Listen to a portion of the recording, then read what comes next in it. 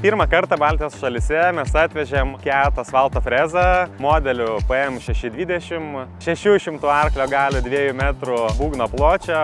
From the operator standpoint also, we have a very easy control. They can drive with 2 joysticks the machine, so there is one for the propelling, one for the conveyor. Turim 4 mašinos valdymo pultus, 2 apačioje, 2 viršuje. Dėl patogumo galima ją persimontuoti ir mašinos gale. Valdymas gan patiko. Jų išdėstymas tai labai patogus. Operatoriui tinkama platforma, ta prasme, kad jam funkcijos visos ir visas valdymas būtų kuo optimalesnis, patrauklesnis. Taip pat turim papildomą dulkių ištraukimą iš frezavimo kameros.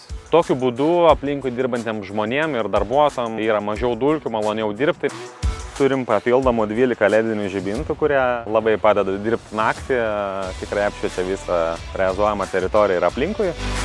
Turim hidrauliškai atsidarantį kapotą. Atsidarius kapotą matom visą variklio skyrių.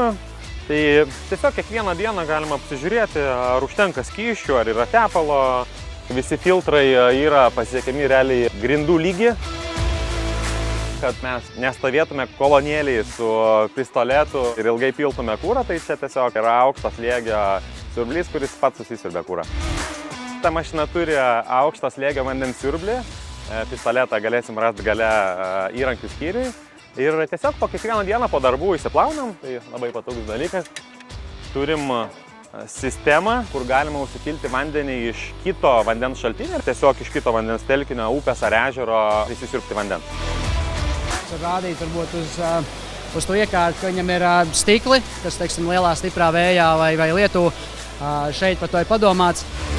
We have the possibility to rise and lower the canopy in 10 seconds. So you are driving the machine, you are propelling the machine, and there is an obstacle in front of you. So you can just with a single pushing of the button while the machine is milling, just lowering the canopy and raise the canopy again.